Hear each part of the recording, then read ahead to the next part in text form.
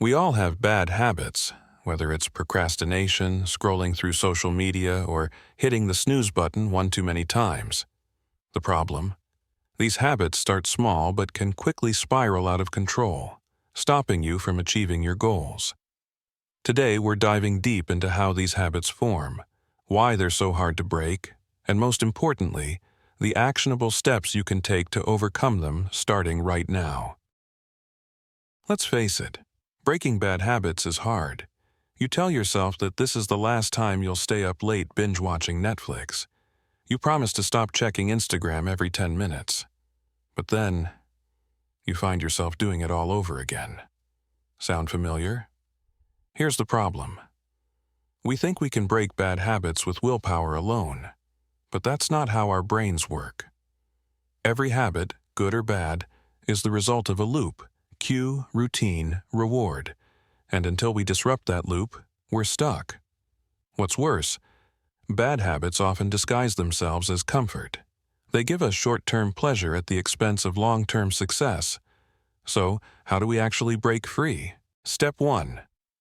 Identify the cue. The first step to breaking a bad habit is understanding what triggers it. Every habit starts with a cue. Maybe it's stress that leads you to overeat, or boredom that makes you mindlessly scroll through social media. Let's take a common habit like procrastination. What's the cue? It could be the moment you sit down to work and you immediately feel overwhelmed by the task ahead. That feeling of overwhelm becomes your trigger, and instead of diving in, you look for an escape, checking your phone, grabbing a snack, or getting lost on YouTube. To break the habit, start by noticing when it happens. Next time you catch yourself about to procrastinate, ask yourself, what triggered this? Was it boredom, stress, fatigue? Identifying the cue is half the battle because it helps you understand the root of the habit. Step 2. Change the routine. Once you've identified the cue, it's time to focus on the routine. The routine is the action you take after the cue. For example, if you're triggered by stress, your routine might be to grab junk food or binge-watch TV as a way to calm down. The key here isn't to simply stop the routine. That almost never works. Instead, you need to replace it with a healthier behavior.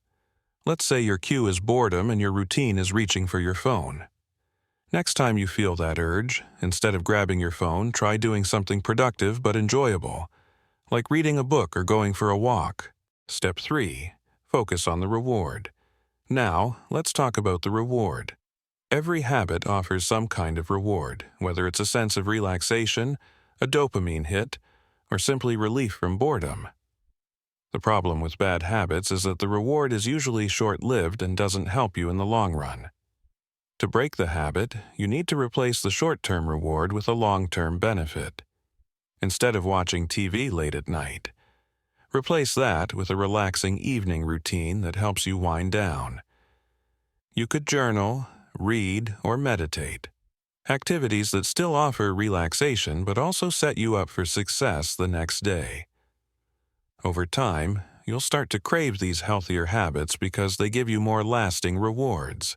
Okay, this is where it gets real. Breaking a bad habit isn't something you do overnight. It's going to be uncomfortable. It's going to take time. You'll have moments where you slip back into your old ways, and that's okay. The real key moment comes when you realize that the discomfort of breaking a bad habit is far less painful than the regret you'll feel if you let it control your life. Imagine where you could be in 6 months or a year if you took control now. Think about the goals you could achieve, the person you could become. But that won't happen if you keep falling into the same patterns. The only way out is through consistency. Every day is a chance to get just a little bit better.